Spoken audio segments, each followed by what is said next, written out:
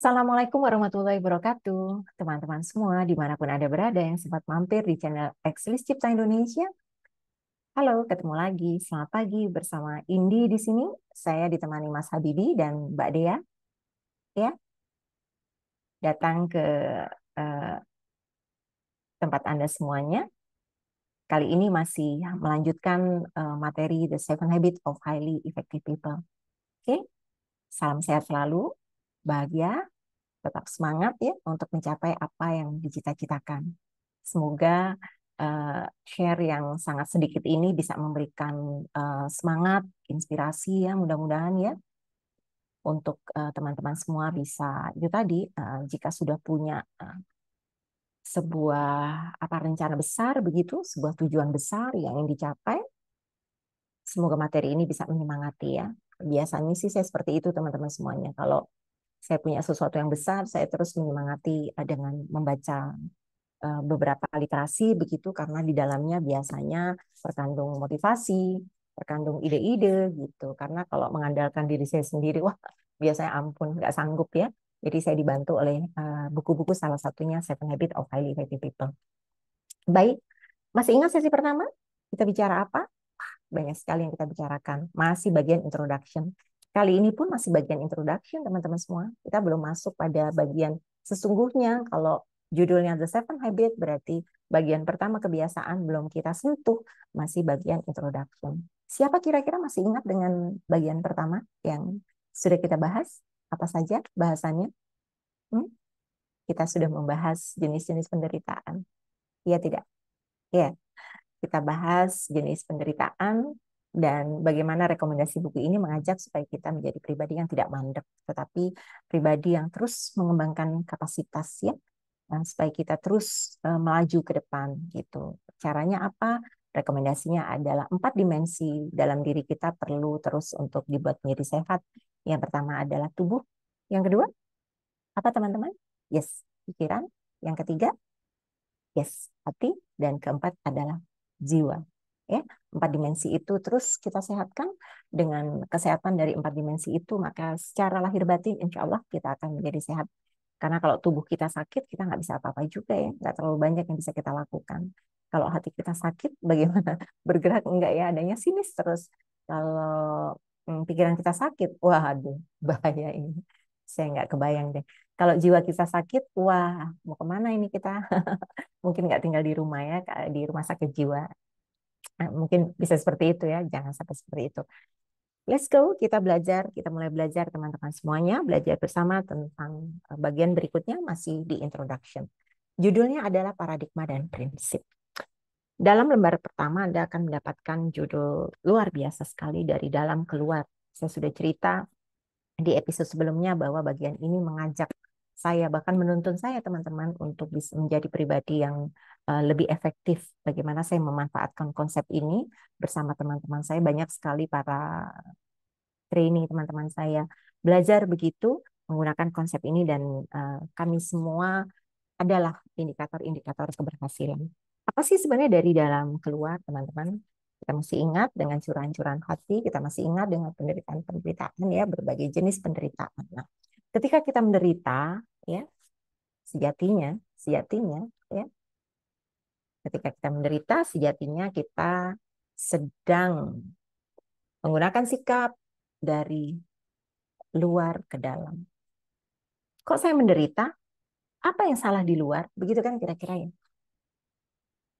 Ada penderitaan A, B, C, D, E, F gitu banyak ya. Kok terus aja menderita? Kenapa? Karena kita memandangnya adalah dari luar ke dalam. Saya menderita nih. Apa yang membuat menjadikan saya menderita? Siapa? Anda ya? Anda ya? Itu ya? Itu ya? Gitu kan? Nah, di dalam buku ini eh, mengajarkan kita bahwa penderitaan itu akan hilang ketika kita menggunakan konsep selalu melihat kalau kita ingin mengubah sesuatu, ada yang tidak baik berjalan dalam diri kita, maka kita pertama kali adalah melihat dari dalam baru keluar. Apa ya yang saya bisa perbaiki ya? Kok situasinya seperti ini? Gitu. Banyak sih teman-teman protes kalau saya sudah sampaikan ini. Bahkan pertama-tama dulu saya juga diri saya protes. Kok enak banget sih? orang lain. Kok gue yang diperbaiki? Kan mereka gitu ya. Seperti itu kan. Ada nggak ya yang mengatakan itu? Kalau di kelas-kelas saya biasanya banyak juga yang mengatakan itu. Kenapa kok saya? Kan orang lain yang salah gitu kan. Nah, itulah yang menjadi akar permasalahan dari penderitaan kita. Ketika ada sesuatu yang tidak nyaman, kita langsung melihat, hey, Anda yang salah ya? Anda yang salah kan? Anda perbaikilah, tolong perbaiki gitu kan. Nah, bagaimana kita bisa memperbaiki orang lain? Kita nggak ada hak teman-teman untuk melakukan itu. Nah, sehingga konsep ini mengajarkan kita untuk melihat diri kita dulu, apa yang kita bisa perbaiki agar keadaan atau situasi menjadi berubah. Karena diri kitalah yang bisa kita kendalikan. Diri kitalah yang mungkin berkontribusi di dalam sebuah keadaan gitu, sekecil apapun, sekecil apapun, sekecil apapun. Nah, itu teman-teman semuanya. Sehingga ketika konsep konsep ini diimplementasikan di dalam berbagai keadaan, ternyata semuanya menjadi lebih baik lagi. Kenapa? Karena pikiran-pikiran yang kesakitan, hati yang sakit, itu menjadi pelan-pelan lepas. Dan kesakitan itu mulai hilang secara berlahan. Coba praktekkan. Walaupun Anda merasa belum ikhlas dengan konsep ini, saya bisa memahami. Saya sangat bisa memahami teman-teman semuanya. Ya. Karena kita selalu ingin orang lain yang berubah. Tapi kita ya gini-gini aja, kita udah dalam posisi yang menurut kita sudah benar gitu kan. Tapi coba ubah cara pandang itu ketika ada sesuatu yang tidak enak, ayo saya apa nih perbaiki. Ketika kita sudah perbaiki sesuatu, mungkin banyak hal juga kita perbaiki, lalu baru kita mengajak orang lain, yuk sama-sama yuk, aku udah perbaiki ini, bagaimana denganmu? Supaya apa? Ya supaya keadaan menjadi lebih baik lagi gitu. Tapi yang pertama kali sekali lagi, konsep dari dalam keluar, ya itu diajarkan oleh Stephen Covey dalam buku ini. Ya beberapa contoh ini diberikan, nanti Anda bisa membaca sendiri ya. Saya hanya menyampaikan inti-intinya saja. Nah, berikutnya kita akan masuk pada bagian etika kepribadian dan karakter. Ya, Anda sudah pernah mendengar istilah ini mungkin kalau karakter, kepribadian ya kita sudah hari-hari kita. Tetapi sebenarnya ada apa bedanya? Ya, apa bedanya karakter dan kepribadian? Anda sebagai seorang customer service, Anda sebagai seorang sales, Anda sebagai seorang apa? Apalagi teman-teman profesi Anda ya, kita banyak belajar teknik-teknik, kita banyak belajar keterampilan-keterampilan. Terutama keterampilan kita berhubungan dengan manusia lain. Ada nasihat-nasihat tersenyumlah. Ya. Coba Anda ramah dengan orang, sopan, santun, begitu ya. Tersenyum lebih banyak akan lebih bagus, kira-kira seperti itu nasihat-nasihatnya. Ya. Jujur dari beberapa tahun lalu saya kalau ngajar customer service itu kayaknya nggak seperti itu. Ayo positif, positif, pikirannya positif. Ayo Anda tersenyum, tersenyum aja, tersenyum, tersenyum lebih lebar, lebih ramah, lebih santun gitu. Tetapi apa yang terjadi? Itu ternyata adalah hanya teknik-teknik teman-teman. Teknik-teknik keterampilan-keterampilan yang bisa kita pelajari. Belajar saja bisa seperti itu. Artinya apa? Ada aspek fundamental yang belum kita sentuh di situ. Yaitu apa? Karakter kita. Ketika kita tersenyum dengan orang, tetapi kita tidak menggunakan ketulusan, iya tetap boleh senyum. Tapi nggak tulus. Terus bagaimana hasil senyumnya? Mungkin hanya sementara dan itu hanya di permukaan. Kalau kita ingin menjadi manusia efektif, teman-teman, apa yang kita lakukan tidak boleh saja hanya ada di etika kepribadian atau yang di permukaan, tetapi justru kita yang perlu kita perbaiki, yang utama adalah karakter kita. Sekali lagi contohnya paling sederhana tersenyum. Tersenyum, tulus nggak? Gitu kan?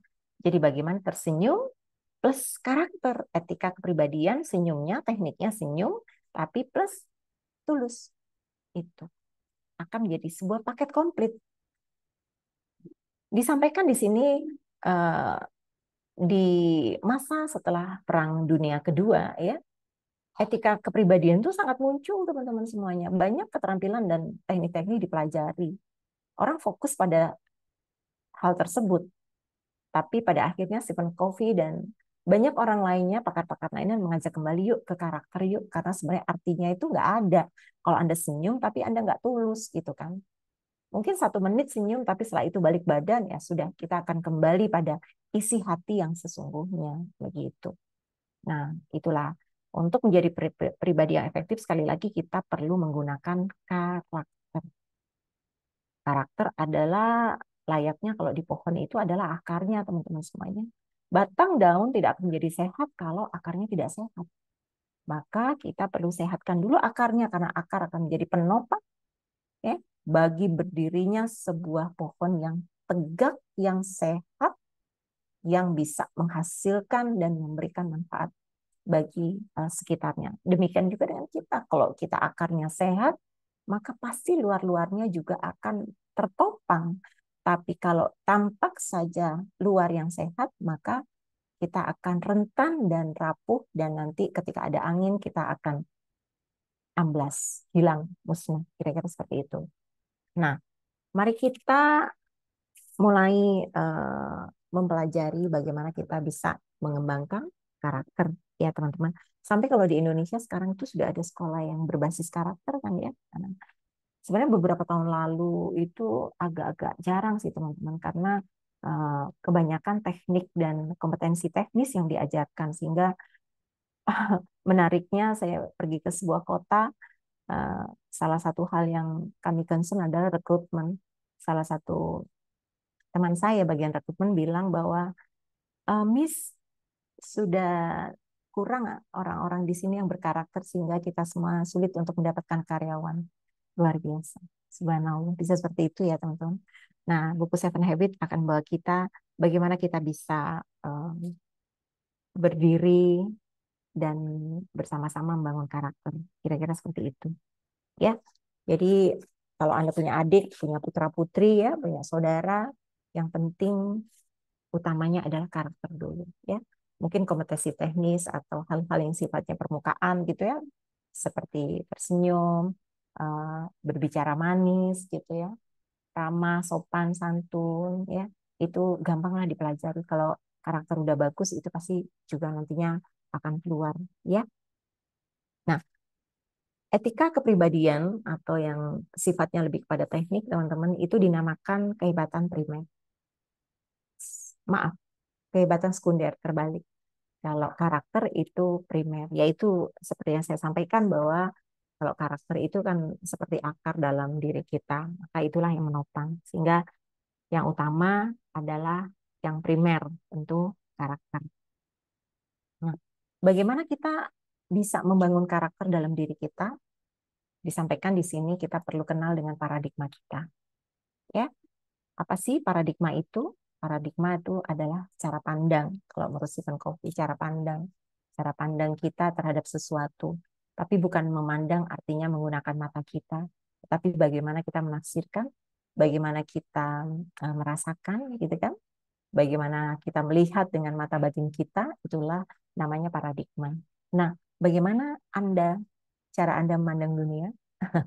Paradigma kita memandang dunia. Ya, ada sebuah cerita yang menarik di buku ini. Suatu ketika Stephen Covey di hari Minggu naik kereta subway ya di Amerika tentu. Beliau membawa koran dan masih dibuka dengan sangat luas karena kosong ya keretanya. Jadi baca koran. Tiba-tiba ada dua laki-laki kecil gitu, bocah kecil ya, masuk ke kereta bersama ayahnya, dan perilakunya cukup mengganggu, lari sana lari sini gitu. Tapi Stephen Covey melihat seolah-olah bapaknya kok diam saja ya, diam bersandar sambil tiduran, kayak merem mungkin matanya, kira-kira seperti itu ya. Merasa terganggu, Stephen Covey berdiri langsung menegur ayahnya, Pak, intinya ya kalimatnya kira-kira ya pasti nggak persis ya, kok Anda biarkan saja itu dua bocah Anda, putra-putra Anda sangat mengganggu semua orang di sini, tapi Anda seolah-olah tidak peduli. Oh, langsung si bapak tadi langsung berdiri, minta maaf dan sampaikan, maaf ya, mungkin mereka bingung karena 2 jam lalu ibunya meninggal. Kami pun, saya sebagai suaminya tidak tahu apa yang saya lakukan, saya juga bingung. Nah, mendengar penjelasan si bapak tersebut, Stephen Covey langsung kaget. Sesaat itu juga paradigmanya bergeser. Nah, paradigma pertama, ketika beliau belum tahu tentang penjelasan situasi yang nyata, beliau menganggap bahwa bocah tersebut mengganggu dan si bapak tidak peduli dengan keadaan itu. Tapi setelah beliau mendengar penjelasan si bapak bahwa istri atau ibu dari kedua anak tersebut baru 2 jam lalu meninggal dan mereka semua dalam kondisi cukup tertekan, Stephen Covey langsung bergeser paradigmanya. Langsung empatik. Bahkan dinyatakan dalam buku ini, apa yang bisa saya bantu? Langsung berubah seperti itu. Artinya teman-teman semuanya, kita bisa saja memiliki paradigma-paradigma atau cara pandang yang keliru dalam memandang berbagai situasi, memandang pekerjaan kita, ya, memandang bagaimana keluarga kita, memandang teman-teman kita, memandang kehidupan ya sekitar Anda gitu. Karena ketika pandangan kita salah, maka tentu tindakan kita juga akan salah. Seperti Stephen Covey, ketika pandangan dia salah, wah ini mengganggu, maka tindakan dia juga langsung menegur. Tapi ketika dia tahu, dia langsung bergeser paradigmanya, maka yang dilakukan adalah apa yang bisa saya bantu. Nah, untuk itu kita perlu terus untuk melakukan konfirmasi atau validasi pengecekan atas paradigma yang kita miliki. Benar nggak ya caraku memandang pekerjaan ini? Benar nggak ya caraku memandang hubunganku dengan pasanganku? Benar nggak ya kira-kira cara pandangku terhadap temanku? Benar nggak ya pandanganku terhadap lingkungan sekitar dan seterusnya dan seterusnya? Karena cara pandang yang benar akan membawa kita pada tindakan yang benar. Dan tindakan yang benar, yang baik, tentu itu landasannya adalah karakter teman-teman semuanya ya. Kalau kita punya pandangan-pandangan, tindakan-tindakan yang baik, tentu saja itu akan menuntun kita kepada tujuan yang tentu saja akan baik. Nah, paradigma itu definisi sudah saya sampaikan. Dalam buku ini juga disampaikan bahwa paradigma sejatinya adalah peta. Peta kita untuk kita dituntun menuju tujuan kita. Mari kita bayangkan Anda mau ke kota Tuban, dikasih peta Surabaya. Anda sampainya di mana? Tuban atau Surabaya? Tentu Anda sampai di Surabaya. Makanya butuh peta yang benar untuk kita melangkah menjalani hidup ini. Kalau peta kita nggak tepat, apalagi nggak punya peta, terus kita mau jalan kemana? Apa dong makna hidup ini? Apa dong tujuan hidup ini? Kita nggak akan pernah tahu ya teman-teman semuanya. Maka kita perlu punya peta yang tepat sehingga kita bisa berjalan menuju tujuan yang tepat yaitu Tuban. Jangan sampai nyasar ke Surabaya. Bisa nggak kita sampai di Surabaya? Oh bisa. Bisa nggak kita sampai di Tuban? Oh bisa. Tetapi apa? Harus ke Surabaya dulu karena petanya peta Surabaya. Setelah itu kita punya peta baru. Nah akhirnya kan langkah kita perlu beberapa langkah lagi untuk sampai di Tuban. Padahal kita bisa langsung kalau petanya benar gitu. Waktunya kita terbuang, usaha kita juga terbuang, akhirnya mungkin kita kelelahan. Kalau sudah kelelahan, seseorang biasanya sudah menjadi enggan. Karena itu tadi putus asa. Nah, untuk itulah teman-teman semuanya, makanya kita perlu punya peta-peta yang benar. Apakah petaku terhadap pekerjaan ini sudah tepat gitu. Ketika tepat ya Anda akan tertuntun ya tindakan-tindakan Anda itu akan searah kepada tujuan yang Anda ingin dapatkan. Contoh, saya bekerja di perusahaan ini, tujuan saya adalah belajar.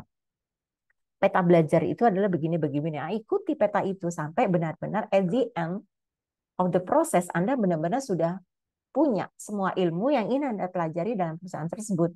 Oh, peta saya akan mendapatkan ini di perusahaan ini. Ya, udah ikuti peta itu sehingga at the end Anda akan mendapatkan itu semua. Tetapi kalau Anda nggak punya peta atau petanya salah, maka di ujung akhir mungkin Anda akan menjadi itu tadi lemas. Anda menjadi orang yang putus asa. Anda menjadi merasa bahwa sia-sia karena semua yang dilakukan adalah tidak ada hasilnya. Nah, seperti itu teman-teman semuanya.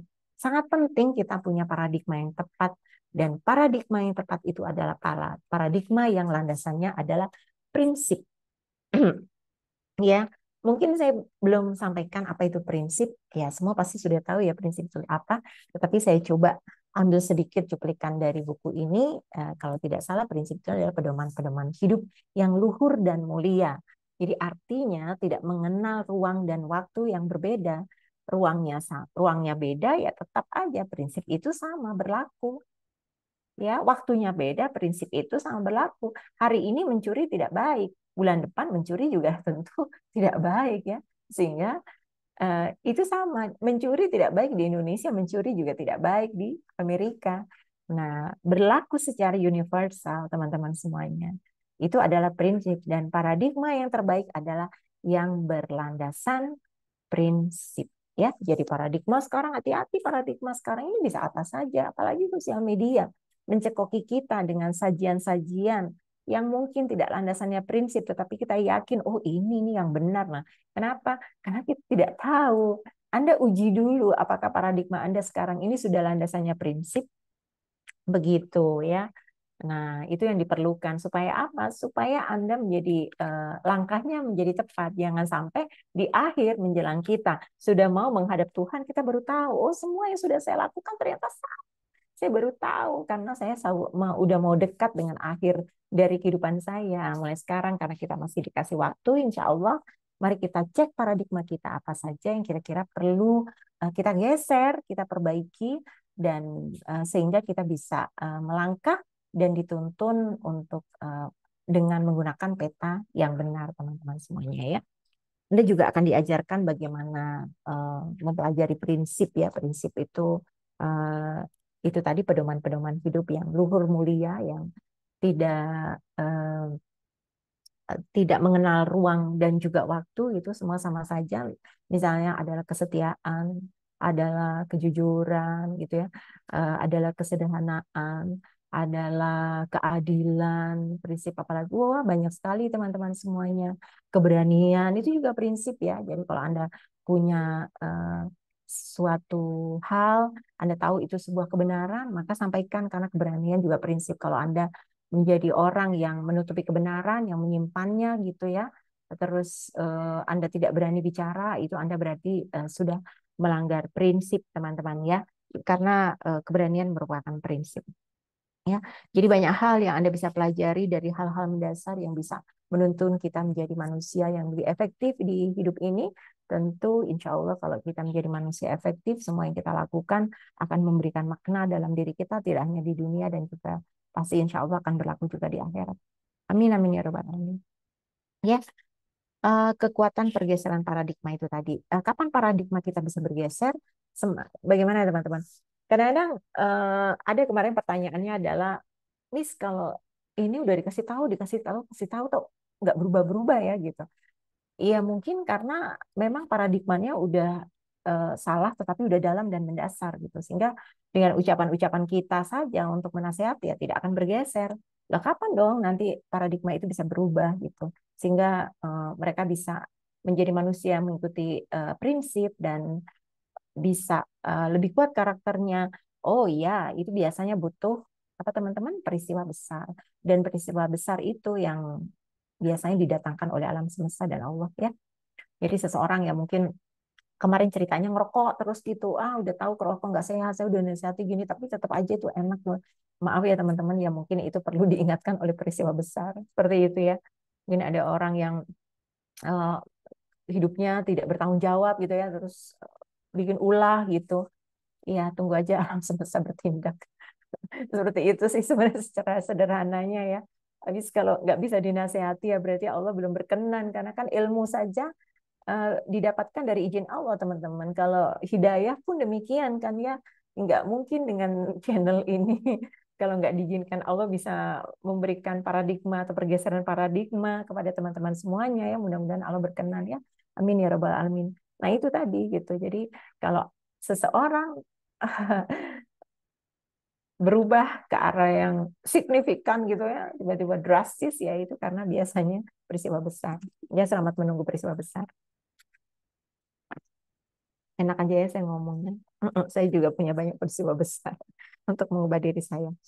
Nah, teman-teman semuanya melihat dan menjadi, ya, melihat dan menjadi. Ini apa sih sebenarnya di sini ceritakan ya, bahwa teman-teman semuanya kadang-kadang kita salah melihat sesuatu, ya, salah melihat sesuatu. Ya itu dia, kalau kacamata kita salah, peta kita salah, ya akan jadi salah, gitu kan? Iya nggak? Iya ya. Kemarin ada juga pertanyaan, kok ini keluarga ini sangat kayak begini ya orangnya gitu ya. Melihat dan menjadi. Ya. Kalau kita terus melihat jelek, ya pasti itu akan menjadi jelek. Kalau kita ingin melihat sesuatu baik, coba cara pandang kita diubah. Kita yang berubah. Sekali lagi, konsep dari dalam keluar. Sekali lagi yang protes, kok saya yang berubah lagi? Gitu kan? Pasti seperti itu. Tapi itulah memang. Karena apa? Semakin kita terus berubah ke arah baik, bukankah kita yang untung? Kenapa kita berhitung? Kok saya yang diubah? Kok saya yang diubah? Orang lain dong yang diubah. Loh, kalau orang lain diubah berarti mereka yang untung. Kenapa? Karena nilai atau kredit yang diberikan Tuhan akan ke mereka dong. Ayo, mari kita yang berlomba untuk kita mengubah diri. Melihat dan menjadi. Artinya apa? Ketika kita melihat sesuatu buruk, ya ketika kita melihat sesuatu buruk, ya itu memang akan menjadi buruk. Tetapi kalau kita melihat sesuatu lebih baik lagi, itu akan menjadi benar-benar lebih baik lagi. Ya, seperti itu. Ini masih konteksnya terhadap paradigma ya teman-teman semuanya. Ya, kalau paradigma kita baik pada seseorang itu tadi ya seperti Stephen Covey dalam di Subway, perjalanan ke Subway, maka ya itu ternyata baik gitu. Walaupun gangguan itu akan menjadi sebuah dorongan untuk seseorang bisa menjadi empatik gitu. Tapi kalau ternyata melihatnya nggak baik ya itu lari-lari mengganggu ya itu jadilah action untuk protes kepada si bapak tersebut ya.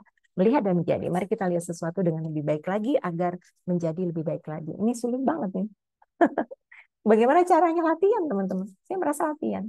Jadi jangan biarkan sesuatu itu yang negatif masuk dan itu bertahan lama. Ya nggak apa-apa, sesuatu masuk, uji dalam pikiran kita. Masa saya begini sih? Saya orang nggak begini. Biasanya kalau sesuatu masuk negatif dalam diri saya uji teman-teman semuanya. Biarkan kalau saya nggak bisa nahan, tapi ternyata dia tetap masuk, berhenti sejenak, tapi saya merenung, saya uji. Saya nggak biarkan dia berkeliaran di sini, saya uji apa ini. Ini apa sebenarnya? Siapa ini? Saya salahnya di mana? Kenapa saya bisa berpikir itu? Ini kalau dia begini bagaimana? Ini begini. Kenapa gitu kan? Itu akan terus berkecamuk di situ. Semakin kita terlatih, maka kita akan menjadi orang yang bisa memfilter semua stimulus-stimulus yang datang ke dalam hidup kita. Ya, jadi kita bisa membatasi yang boleh masuk mana, yang tidak boleh masuk mana. Kan sebenarnya pikiran kita tuh seperti tong sampah. Anda mau masukin apa? Yang bau busuk ya masuklah. Tutup busuk masuk ke tong sampah, apa yang terjadi pas dibuka? Aromanya. Tapi ketika tong kita dimasukin semua yang wangi-wangi, pas dibuka, semerbak wangi. Kan gitu, pikiran kita tuh layaknya seperti tong sampah. Mau diisi busuk boleh, mau diisi yang wangi juga boleh, gitu kan? Nah, itulah yang terjadi ketika Anda mengatakan sesuatu yang busuk, itu karena kita masukkan sesuatu yang busuk. Ketika yang keluar adalah yang wangi-wangi, karena ada banyak yang dimasukkan yang wangi-wangi. Paradigma yang berpusat pada prinsip ini sangat perlu dipelajari teman-teman ya. Ada contohnya di sini adalah buku sebenarnya perlu Anda baca The Ten Commanders ya. Di situ oh no, The Ten Commandments maksudnya, The Ten Commandments, The Ten Commandments, The Miller itu bukunya saya pernah baca summary-nya tapi belum sampai membaca bukunya gitu. Banyak sekali buku yang secara ini mimpi saya baca tetapi belum saya baca ya teman-teman. Mudah-mudahan teman-teman lebih baik dari saya dalam semangat untuk membaca buku. Semangat sih kadang-kadang nggak terimplementasi ya. Nah, sekali lagi bahwa paradigma itu perlu berpusat pada prinsip. Ini bahasanya ini ya. Di sini juga disampaikan tentang nilai itu apa sih sebenarnya gitu. Prinsip ini adalah pedoman bagi perilaku manusia yang terbukti memiliki nilai yang bertahan lama dan permanen ya. Hal ini bersifat mendasar ya, sangat jelas sekali ini menjadi dasar bagi kita untuk bertindak dan berperilaku. Prinsip pertumbuhan dan perubahan ya, salah satu prinsip dalam hidup kita teman-teman semua yang tidak bisa kita langgar adalah kita itu tumbuh dan berubah. Tumbuh dalam konteks apa? Oke lah tubuh kita. Tapi tubuh kita apakah semakin tumbuh? Bukan tumbuh itu maksudnya tumbuh adalah semakin sehat. Ya, mungkin seusia Anda juga sudah tidak bisa tumbuh, tetapi masih bisa semakin sehat. Itu adalah konteks tumbuh. Hati kita juga bisa tumbuh. Lebih apa? Lebih melayani, bukan lebih egois. Jiwa kita tumbuh, semakin besar, semakin kita kenal dengan Tuhan dan alam semesta. Pikiran kita juga tumbuh. Tumbuh semakin apa? Kita semakin punya wawasan yang sangat luas. Sehingga kita benar-benar bisa lebih paham, lebih paham, lebih paham. Sehingga pemikiran kita lebih baik, akhirnya tindakan kita juga menjadi lebih baik. Berubah, ya pasti. Yang tumbuh akan membawa perubahan. Contoh, kita hanya tahu tentang A. Nah, berikutnya kita belajar tumbuh tahu A dan B. Tentu kita akan berubah dalam konteks pemikiran, dalam konteks juga tindakan. Jadi, sebagai manusia kita diharamkan untuk mandek ya, teman-teman. Jangan berhenti untuk menyehatkan badan, jangan berhenti untuk belajar, jangan berhenti untuk latihan melayani orang, jangan berhenti untuk terus mendekat pada alam semesta dan Tuhan. Itu kan sebenarnya. Tapi yang banyak melanggar alam semesta diacak-acak sekarang, maka ada kondisi yang sangat ekstrim dalam iklim kita. Nah, itu karena manusia sangat egois, mengacak-acak. Di rumahnya tidak ditanam pohon gitu ya. Anda nanam pohon nggak di rumah? Saya nanam nih, ini di depan saya. Ya, nah, itu adalah salah satu prinsip yang sebenarnya kita langgar ya teman-teman semuanya. Dan kita hidup bersama alam semesta ini. Jadi kita harus hidup bersama hijau-hijaunya daun gitu untuk memberikan kita kesejukan dan memberikan dan bisa menyerap air sehingga sekitar kita cuaca tetap bagus dan juga kita dan bisa menyerap air sehingga kalau kita butuh air itu masih ada simpanan air di dalam lahan kita. Nah, berikutnya apa yang bisa saya sampaikan lagi adalah cara kita melihat masalah merupakan masalah itu sendiri. Oh iya pasti ya, pasti itu teman-teman. Sesuai dengan apa tadi cara pandang ya, cara pandang melihat dan menjadi itu kan sebenarnya masih ada korelasinya. Ya coba saja ketika Anda punya apa namanya keluarga lah, keluarga misalnya ya, contoh yang perlu dibantu gitu. Si A bisa memandang bahwa ini adalah luar biasa rezeki bagiku, aku diberikan kesempatan dari Allah untuk membantu orang lain, berarti Allah memberikan kesempatan padaku untuk menciptakan atau mengcreate amal soleh yang lain. Nah, itu si A bisa berpandangan seperti itu, tapi si B yang didatangkan keluarganya gitu ya untuk dibantu akan mengatakan, beban lagi, beban lagi. Nah, tergantung ya cara kita melihat adalah cara kita melihat masalah adalah merupakan masalah itu sendiri. Si A tentu melihat bahwa ini bukan masalah, justru ini adalah sebuah kesempatan saya untuk membuat amal soleh, tetapi si B mengatakan atau punya cara pandang bahwa ini masalah besar, nah, masalah benar-benar menjadi masalah besar.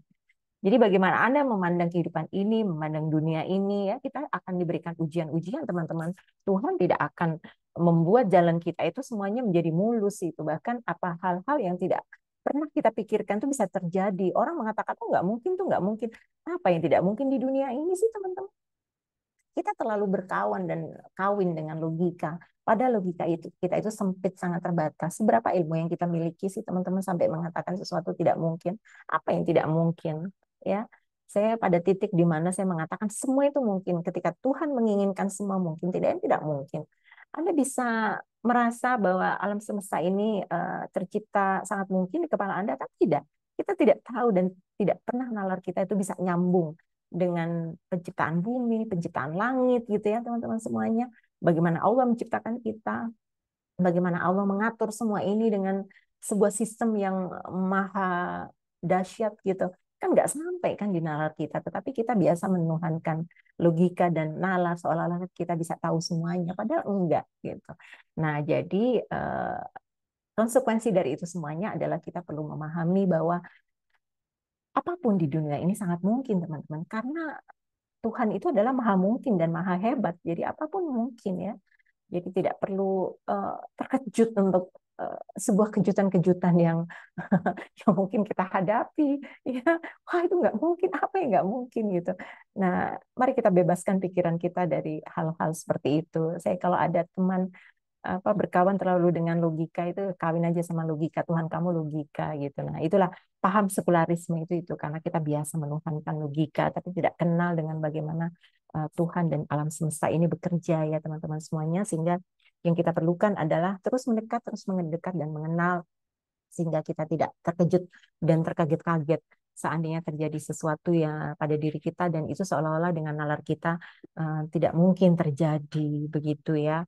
Oke, mudah-mudahan sehingga di sini teman-teman semuanya bisa menyimak.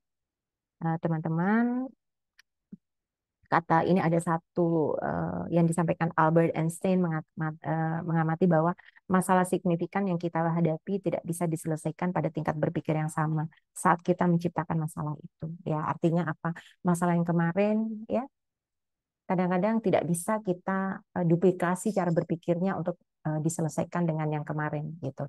Artinya ada dua masalah, masalah itu mungkin saja perlu level pemikiran yang berbeda, kira-kira seperti itu. Sehingga tugas kita sebagai manusia adalah terus mencari, terus belajar apa ini masalahnya, apa itu cara menyelesaikan seperti apa.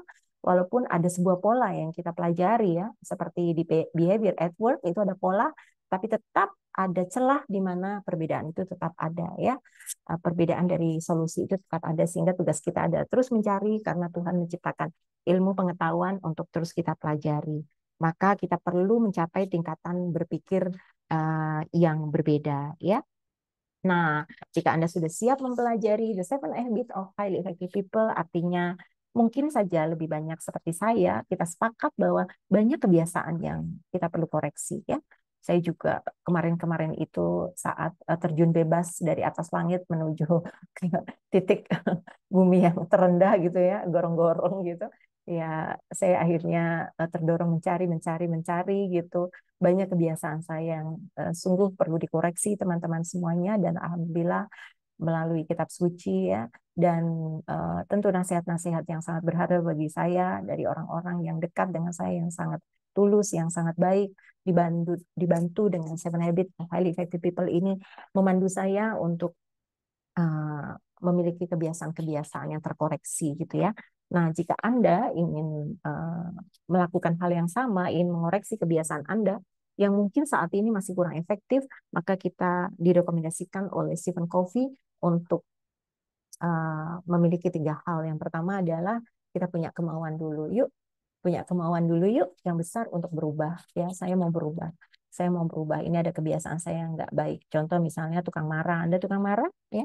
Anda sampai kelewatan marahnya. Nah, itu adalah kebiasaan yang mungkin saja sudah saatnya kita koreksi ya teman-teman semuanya. Tukang marah, saya harus punya kemauan, keinginan, saya perlu berubah, saya perlu punya kebiasaan baru gitu ya. Anda mungkin tukang ngambek. Nah, itu juga saya perlu berubah, saya perlu punya kebiasaan baru. Mungkin saya suka bangun siang. Nah, itu mungkin perlu dikoreksi juga ya teman-teman. Silakan Anda membuat daftar sendiri kira-kira kebiasaan-kebiasaan apa yang perlu dikoreksi. Saya juga masih punya daftar yang panjang.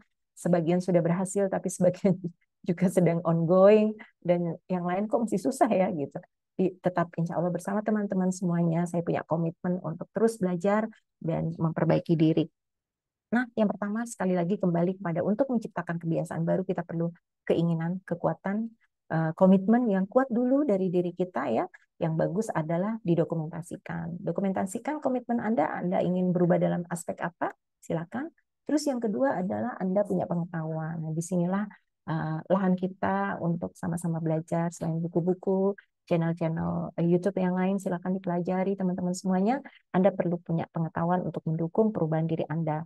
Nonsen kalau kita hanya punya keinginan tapi tanpa pengetahuan. Karena pengetahuan itu sekali lagi akan menjadi cahaya, teman-teman. Cahaya bagi Anda yang ingin tertuntun ke jalan yang lebih baik lagi. Nah, setelah kita punya cahaya, mari kita latih, yaitu akan jadi keterampilan. Keterampilan akan membuat kita mahir dalam sebuah bidang, dan itulah yang akan menuntun kita atau membuat kita memiliki kebiasaan yang baru. Ya, karena kita mengenal di sini disampaikan bahwa kita itu punya 3 tahap kematangan ya. Tahap yang pertama, level terendah itu adalah tahap ketergantungan. Kalau Anda tergantung selalu mengatakan, aku mau sama kamu, aku mau sama kamu, aku nggak bisa tanpa kamu. Nah, itu tergantung Anda kepada kakak, kepada adik, kepada ayah, kepada bunda, kepada teman. Hati-hati, level itu adalah level terendah dari tahap kematangan. Ya, level kedua adalah mandiri. Nah, ini saya kadang-kadang masih di sini nih, tahap kemandirian. Mandiri itu bagus sih karena dia tidak bergantung pada siapapun, tetapi kalau kita ekses, kalau kita belajar perilaku manusia, pada akhirnya kita akan menjadi arogan. Tahap kemandirian adalah biar saya sendiri, udah nggak usah dibantuin, aku pasti bisa. Nah, itu level baru yang kedua. Level yang ketiga adalah level kesaling tergantungan. Saling tergantungan adalah saya Anda berkolaborasi, bersinergi untuk menciptakan sebuah energi, dan energi itu kita gunakan bersama-sama sehingga menghasilkan suatu karya. Nah, itu adalah energi tahap kesaling tergantungan. Nah, di dunia ini karena kita makhluk sosial, maka kita seharusnya lebih banyak menggunakan tingkat kematangan yang paling tinggi, yaitu kesaling tergantungan. Tetapi kalau kita masih egois biasanya teman-teman semuanya, kita masih tetap menggunakan kemandirian. Kalau kita lemah, kita akan menggunakan ketergantungan. Ada di mana? Ya, dengan buku ini kita akan bisa bertemu dengan diri kita yang baru, ada di tahap kesaling tergantungan. Amin. Mudah-mudahan ya. Nah, P dan KP, kalau Anda baca di sini, Ya, P dan KP ada sebuah bagian yang sangat menarik ini yang selalu teman-teman saya ingat. Jadi ceritanya seorang petani ya, seorang petani punya angsa teman-teman. Nah, angsa itu suatu ketika ajaibnya mengeluarkan telur emas. Tadinya terkejut, wah telur emas, ternyata setiap hari, tiap hari, tiap hari, tiap hari, wah sangat kaya nih petani, dikumpulkan telur emas. Nah, karena suatu ketika dia keluar ya, yang melanggar prinsip, akhirnya apa? Aku sembelih saja, siapa tahu di dalamnya ada banyak telur emas. Jadi aku tidak perlu menunggu setiap hari. Disembelihlah telur emas itu dan ternyata di dalamnya tidak ada apa-apa. Si angsa mati dan dia tidak mendapat telur emas lagi. Apa sih sebenarnya yang diceritakan dari cerita yang sangat menarik ini teman-teman, yang sangat menginspirasi adalah kita sebagai manusia adalah angsa. Kalau kita dipaksa produksi terus, ya dipaksa terus produksi, sekarat itu terus disuruh produksi, ya tentu kita nggak bisa mengeluarkan telur emas. Sebaiknya kita sebagai manusia terus diisi, diisi, diisi, tumbuh, belajar terus, diisi. Nah, untuk bisa kita terus menghasilkan telur emas. Jadi, mana mungkin angsa yang sekarat bisa menghasilkan telur emas. Kira-kira seperti itu. Ingat kita angsanya, ya. Kita perlu belajar untuk supaya kita terus sehat dan menghasilkan telur emas. Nanti bisa saja angsa terus bekerja, tapi telur Anda itu mungkin telurnya nggak emas lagi, udah nggak bagus. Kenapa? Karena ada sekarat. Kenapa ada sekarat? Karena nggak pernah belajar. Isinya nggak ada. Nah, kira-kira seperti itu. Jadi, mari buat diri kita terus tumbuh, belajar, teman-teman semuanya, agar kita menjadi angsa-angsa yang selalu berhasil menelurkan telur emas bagi lingkungan kita. Nah, demikian dari bagian introduction dari The Seven Habits of Highly Effective People. Mudah-mudahan banyak yang bisa Anda pelajari. Kalau toh Anda sudah pernah mempelajarinya, setidaknya kita bersama-sama belajar lagi untuk mengingat kembali. Kadang-kadang sesuatu yang pernah kita pelajari, udah gitu ditutup, nggak dibuka lagi, kan bisa kita lupakan dan akhirnya sia-sia tidak kita gunakan. Dengan channel ini, mudah-mudahan teman-teman semakin termotivasi untuk mengingat dan terus mengimplementasikan apa yang telah dipelajari dalam diri Anda. Demikian juga saya juga sedang berusaha mengimplementasikan bersama teman-teman di Excelis Cipta Indonesia. Nah, di episode berikutnya tentang Seven Habits of Highly Effective People sangat menyenangkan. Kenapa? Karena kita sudah masuk pada bagian yang satu, yaitu kebiasaan satu, menjadi manusia proaktif. Luar biasa. Karena banyak konsep yang sangat menarik yang bisa kita pelajari. Mudah-mudahan teman-teman seantusias saya. Ya, teman-teman.